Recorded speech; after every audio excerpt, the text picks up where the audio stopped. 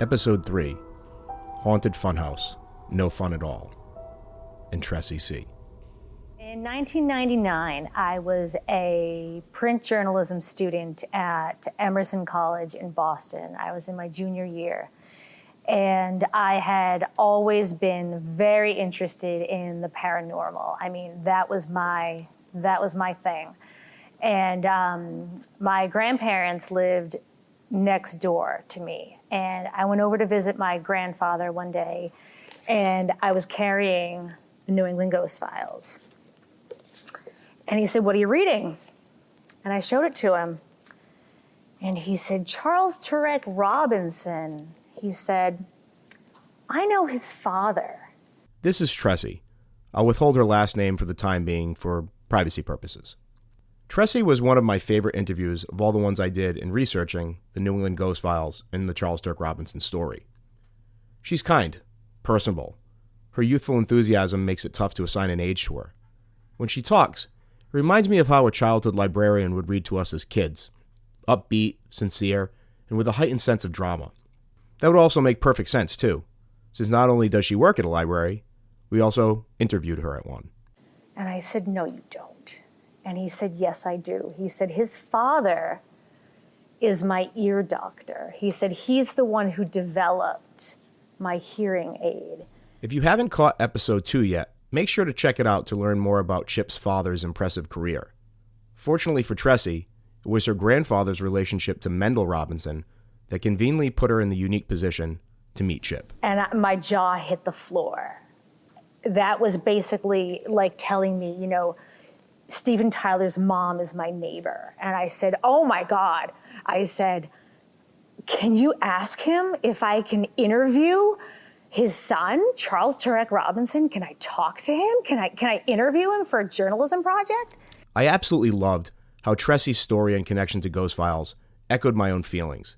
The way she talks about the book, about Chip, it's all very similar fanfare.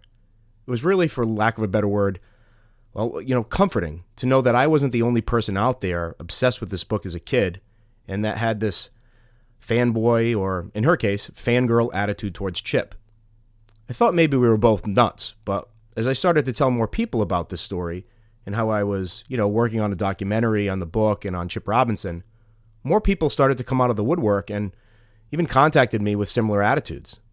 The book is clearly beloved. Anyway, point is, I knew I had something to talk about, especially when I knew I wasn't alone in my feelings about the book. So he said, "Sure, I'm sure it will be okay. I'm sure he would be okay with that." So it didn't take very long, maybe a couple of weeks later, my grandfather got back to me and he said, "Yeah." He said, he would be happy to meet with you. Here's his phone number. And I was absolutely over the moon. I mean, that's like being told that you can meet one of your idols. Tressy was a special interview because she had done something I hadn't been able to do. As someone a few years older than me, she got the unique opportunity to know the elusive Chip Robinson. I mean, one of the things that had really always struck me about this book in particular, and I've read countless books about the paranormal, but this one had always really resonated with me because the stories were different. They were different from your usual run-of-the-mill haunted house, haunted cemetery story. They were different and they were real. I mean, I had read this book multiple times at that point. And I was so fascinated with all of these stories that I was just over the moon with the idea that I could not only meet the author, but interview him and talk to him. So, I don't remember the conversation, but I talked to Chip on the phone and we set up the interview. And I, met him at his house and was just absolutely struck by how charismatic he was, how easy to talk to he was. He was brilliant. He was charming. He was just such an interesting person on so many levels. And it was such an easy interview to do. I just really enjoyed talking to him. And I left and I wrote the paper and I sent him a copy of the paper, and he contacted me not long after that and told me that I had gotten his eye color wrong. And we had a good chuckle over that. And it wasn't that long after that, he asked me if I would be interested in kind of becoming like a research assistant and accompanying him on interviews and working on what he planned to be the next installment of Ghost Files, because he always planned to have a volume 2. Ghost Files 2. Awesome.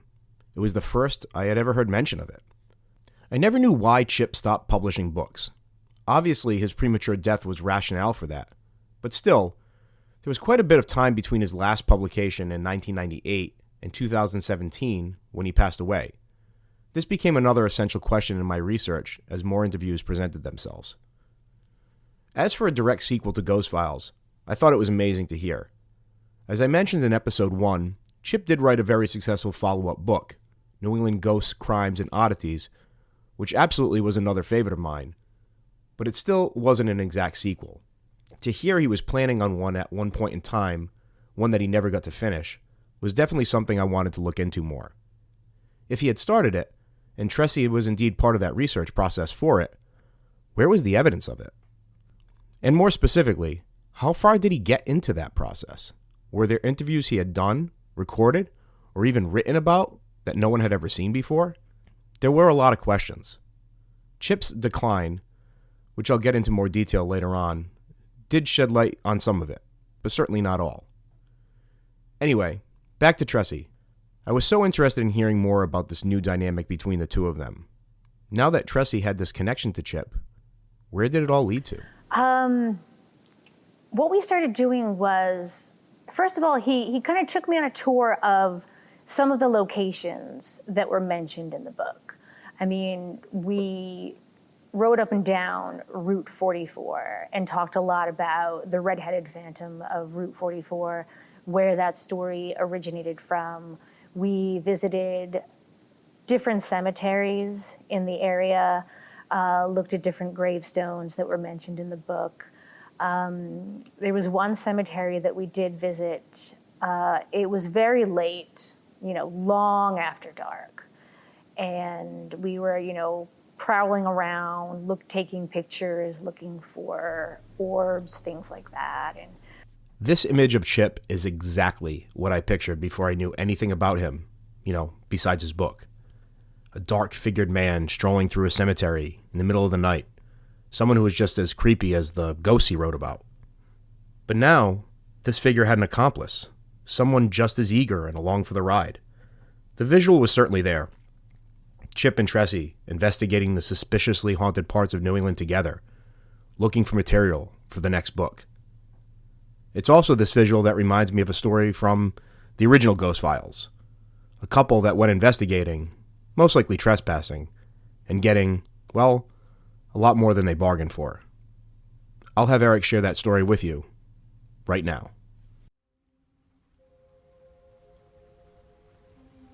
Ghost File number 31. The Haunted Funhouse. No fun at all. Location, northern New Hampshire. Town name withheld by request of property owner. Number of witnesses, 2 or more. Interview dates, April 1993 and July 1993. Maurice and Kelly Stimpson have a passion for getting lost. The Boston executive and his wife sometimes drive north from the city on Saturdays, venturing into rural parts of New Hampshire and Vermont. On the endless winding back roads, they drive without direction or destination, savoring the lush scenery and sometimes happening upon abandoned farms, colonial cemeteries, and a variety of other historical delights. Somehow, Maurice and Kelly always find their way to some small town before nightfall, where they spend the evening at a cozy motel or bed and breakfast before driving back to Boston the following morning. It was during one of these excursions that the adventurous couple experienced something that Maurice describes as a direct encounter with something completely unnatural. On a Saturday morning in 1982, Maurice and Kelly climbed into their car and drove north to get wonderfully lost, as they put it. As usual, their meanderings took them off the beaten path and into a rural part of New Hampshire. After a few hours, says Kelly, we were somewhere in the northern part of the state, though we weren't exactly sure what town we were in. The road we were on was fairly wooded, adds Maurice, with occasional stretches of cleared farmland every several miles. Then to the side of the road, Kelly noticed what at first looked like an old abandoned campground. There were a few broken-down wooden sheds in a large area that was obviously cleared at one point, but was now overgrown with high grass and weeds. The whole area was about 4 or 5 acres and was surrounded by an old, partially standing chain-link fence. We stopped the car and got out to explore. Maurice indicates that the chain-link fence was collapsed in some places, so he and Kelly had no trouble getting in. We quickly realized that this was actually an old abandoned country fairground, says Kelly. There were a few wooden signs lying scattered around. One had a faded picture of cotton candy, and another read something like, "Try your luck. 3 throws, 25 cents. One small wooden shed that we came upon had a sign still on it that read, "Tickets." We made our way through the high grass, past a few more small, dilapidated wooden sheds, Maurice continues. And then we walked toward a partially standing wooden framework on the opposite side of the fairground. It looked like it had been once a frame for a small roller coaster. Not too far from that, there was a large wooden structure still fairly intact. It was rectangular, about the size of a small barn, and it had faded pictures of witches and monsters on the front. The entrance was all boarded up. A sign on the front indicated that the structure had been a funhouse. Kelly says that while Maurice examined the remains of the roller coaster, she looked over the outside of the funhouse. A wooden sign hanging next to the entrance read, "2 tickets needed to enter. Good luck, needed to exit," Kelly recalls. It was very nostalgic and interesting. Then I noticed that the boards over the entrance were fairly loose. I couldn't resist pulling them off. Kelly says that she had entered the abandoned funhouse and began to explore, using her cigarette lighter for illumination. The interior was typical for a funhouse, she indicates. After first entering, I had to squeeze through a very narrow passage that finally led me into a funny room with a very tilted floor. Another tight passage led off that room, and I followed it into the next small room where there was a maze of distortion mirrors, most of them broken. I made my way through the maze into the next room, which was larger than the first 2 rooms, but was completely empty. Whatever was once in this room had obviously been taken out. Once I entered this large room, something very strange began to happen. I started to feel very afraid for no apparent reason. There was absolutely nothing in the room at all, but the room just began to frighten me terribly. It was one of the most overwhelming sensations of panic I have ever experienced. I knew it was crazy, but couldn't get a hold of myself. I stood there for a moment, holding out my lighter and nervously looking over the empty room, and I felt more and more terrified. Finally, I just had to get out of there. Kelly found her way out of the funhouse and back into daylight. She looked around for Maurice. He was still poking around the ruin of the old roller coaster when he saw Kelly. He asked her what she had found. She told him about the inside of the funhouse, though she said nothing about the strange feelings she had experienced in the large, empty room. Now that I was out of there, she says, I was feeling completely fine and relaxed. So I didn't say anything to Maurice. It now struck me how silly and ridiculous the whole thing was. That room had been completely empty. There was absolutely nothing in there to be scared of.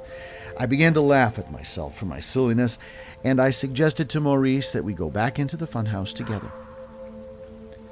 The couple entered the structure and began to make their way through, again relying on a cigarette lighter for illumination. They passed through the tight passage, entered the tilted room, and proceeded into the maze of mirrors. I was having a ball, says Maurice. Only using the lighter for illumination, it was very eerie passing through all those dark, tight passages. I was having so much fun, I started to feel like a kid again. But then, something went wrong with Kelly. It was when we passed through the maze of mirrors and entered that large, empty room, Kelly explains. Just like before, as soon as I stepped into that room, I suddenly felt absolutely frightened. It was happening all over again, for no apparent reason. I just started to panic. Even though Maurice was there with me, I felt terrified. I couldn't understand what was going on, says Maurice. The room was empty, and it certainly didn't bother me any, but Kelly just, started to get very restless and jumpy as soon as we went in there. At first, I thought she was kidding, and I jokingly put out the flame of the lighter to make the room go completely black, just to give her a little scare. But when I did that, she started to swear at me and hit me. She got hysterical. Suddenly, I could tell that she wasn't fooling around, and that something was really scaring her. I asked her to please tell me what was going on with her. I told Maurice that I didn't know what was happening, Kelly recalls. Except that the room was scaring me, and I didn't know why. Maurice insisted that we leave immediately, and he began to lead the way through the darkness, with me pressing right behind him. As we moved through the room toward the door, Maurice took hold of one of my hands, and that calmed me down a little bit. But then, just a few minutes later, I noticed that something was very, very wrong. I know this is going to sound crazy, but, even though I could still feel Maurice holding my hand, I suddenly realized that it couldn't be his hand. I could now see that he was holding the lighter with his right hand, and his left hand was in his jacket pocket. In other words, someone was still holding my hand, and it wasn't my husband. I started to scream hysterically, and at that moment, whatever was holding my hand suddenly just let go. I asked Kelly what she was screaming about, Maurice remembers, and she cried that there was someone else there in the room with us. She said that she had felt someone take hold of her hand. Of course, I didn't know what the hell she was talking about. I turned around and held the lighter towards the middle of the room, and I could clearly see that there was no one else in there with us.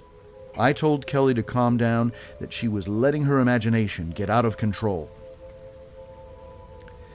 As Kelly continued to panic, Maurice quickly led her out of the building. When we got outside, Maurice says, Kelly just threw her arms around me and started to cry. Finally, when she began to calm down a little bit, I asked her to please tell me again what had happened. I told Maurice that I really had no idea what happened, Kelly says, except that there was something very wrong in that large room, that I had strongly sensed something awful in there, like I just somehow tuned into it, and then I felt something invisible take hold of my hand. Maurice had difficulty believing that an unseen entity had taken Kelly's hand, but he did his best to console her. The couple turned to their car and drove out of the area. A few miles down the road, Maurice says, I saw a small country store. I stopped the car, and Kelly and I went in for a soda. While we paid for the soda, we asked the old man at the counter if he knew anything about the abandoned fairground down the road. He told us it was closed down in 1963 after two boys got into a terrible fight. One of the boys stabbed the other one to death. I asked for more details, and the man said that the fight had taken place inside the funhouse. They found the boy's dead body in one of the funhouse rooms when the fair closed for the night. The man then told me and Kelly that recently 2 teenage girls were trespassing there and had some sort of strange experience in the funhouse. He didn't know what happened exactly, but he said that one of the girls was so upset she had to be hospitalized for a few days. The man then told us that there were plenty of other strange accounts about this abandoned funhouse. But at that point, we had already heard more than enough. A police car rolled up on us, and I think they kind of expected it to be Chip. I think most people, in Rehoboth and the surrounding area, when they came upon someone in a cemetery at night, was not at all surprised to see that it was Chip, because the police officer knew who he was, and Chip, it's just you. This is, from what I understand, not Chip's first run-in with the cops. From what I gathered from other interviews, Chip was not much of a rule follower. Not only was he known for trespassing, but I hear he was an absolutely horrendous driver. The thought of that made me laugh. I'm sure the cops didn't think it was that funny. He was such an interesting, eclectic human being. I mean, we would go out to breakfast, and there would be a sign on the wall that says, "Sorry, we don't accept checks." And he would pay by check. And it would be another one of those, "Oh, Chip, we know you, it's okay." And he was just so different like that. We would go to a Dunkin' Donuts and he would light up a cigarette inside. And they would say, "Oh, sir, you can't smoke in here." And he would just be shocked. He was just like, just his own... He just really sometimes lived in his own world. But everybody just accepted that about him. That's just the way he was. I mean, that was just Chip. This explanation of Chip really started to help me understand more of who he was in a way I wasn't able to before. Eccentric? Definitely. Brilliant? Absolutely. A touch of Asperger's, or maybe a spot along the spectrum? Maybe. And a rule breaker? Sure. A rule breaker for the sake of being rude? Hardly. Chip was just unique. And I think that I'll leave it at that for now. Where Chip did not seem like a rule breaker, though, was when it came to his craft. The interviewing and writing of ghost stories. He was, or at least seemed to be, meticulous, protective, and very competitive about that work. We did go on a couple other interviews to talk to other people to gather some stories that were supposed to be for the new book. We researched other people's books, which was interesting, but we would read other people's books about ghost stories and kind of try to debunk them and compare them to his and decide if we thought they were well-researched or well-written, or did they provide good evidence, or, how did they stand up to ghost files, things like that. Do you think he was competitive? Yes. I think he was competitive. I think he was very proud of his work, and rightfully so. He was a historian. I mean, he was an anthropologist. He studied people. He studied history, and all of that shows in his work. He certainly didn't cut corners in any way. He was obsessive about it. Oh, absolutely. And I think, through no fault of his own, I mean, there was a touch of arrogance there, I think. Sure. But, he was very proud of his work.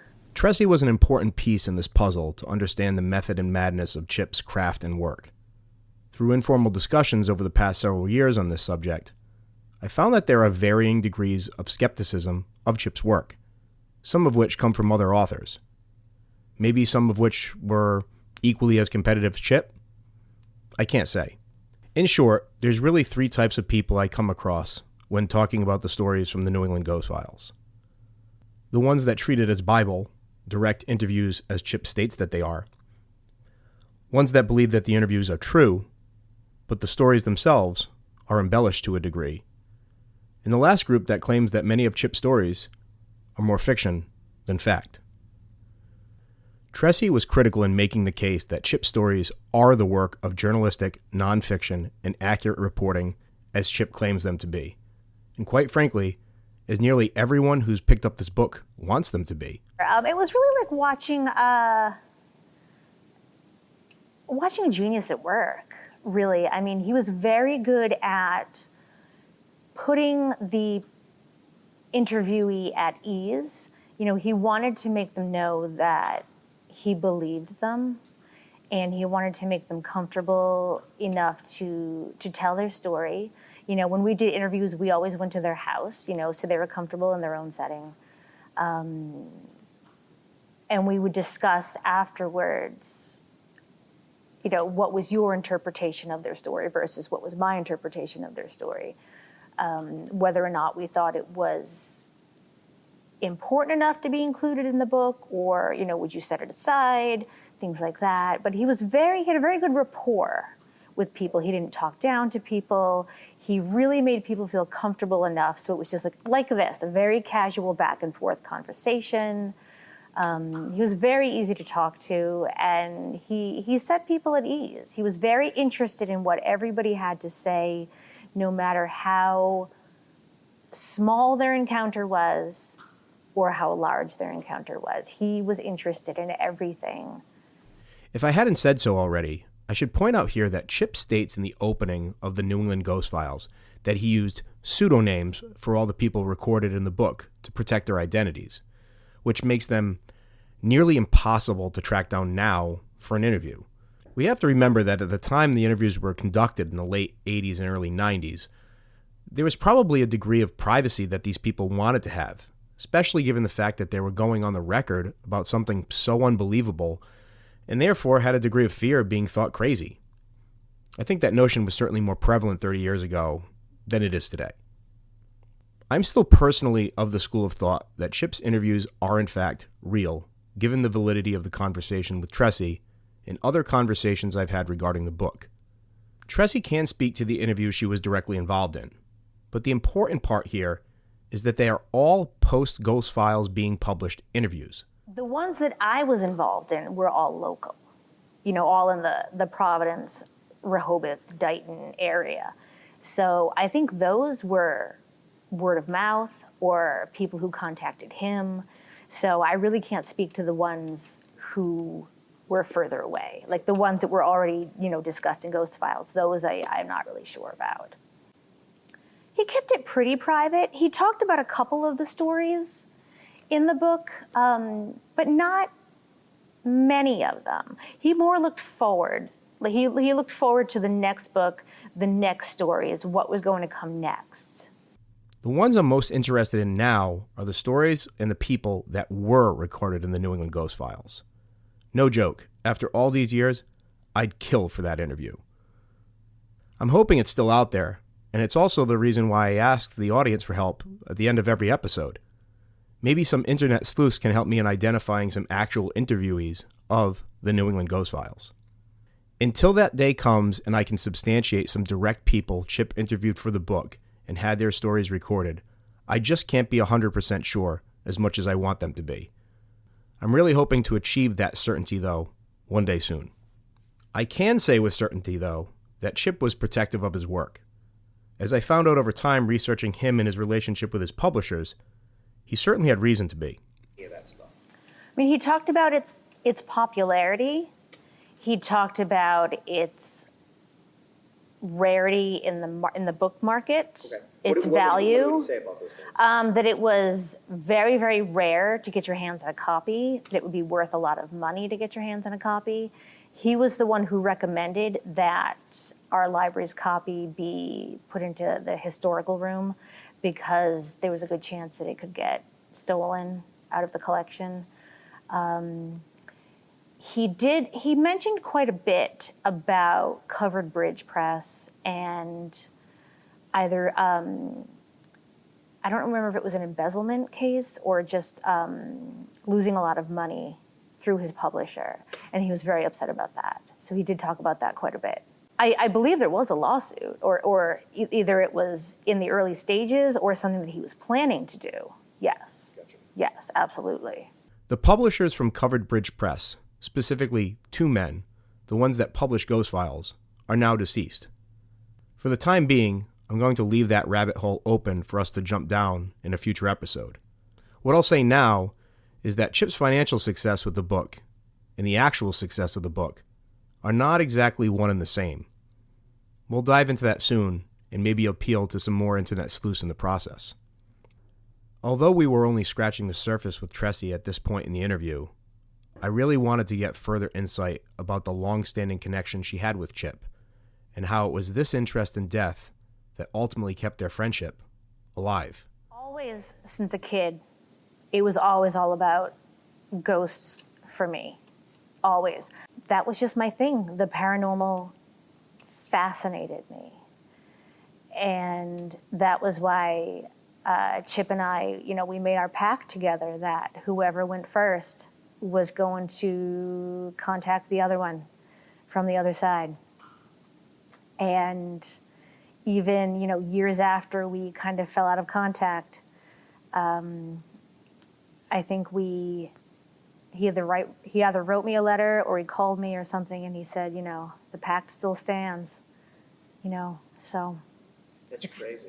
If you're listening, still waiting. We talked about it all the time. About what could be there on the other side. We talked about reincarnation. We talked about whether all those things could be possible. And it was about finding out.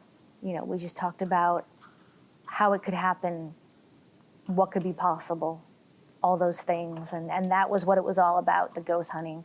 That was what it was all about, was finding out if there was something there on the other side. And we'll hear more from Tressy on the other side. Next time on the New England Ghost Files, Resurrected.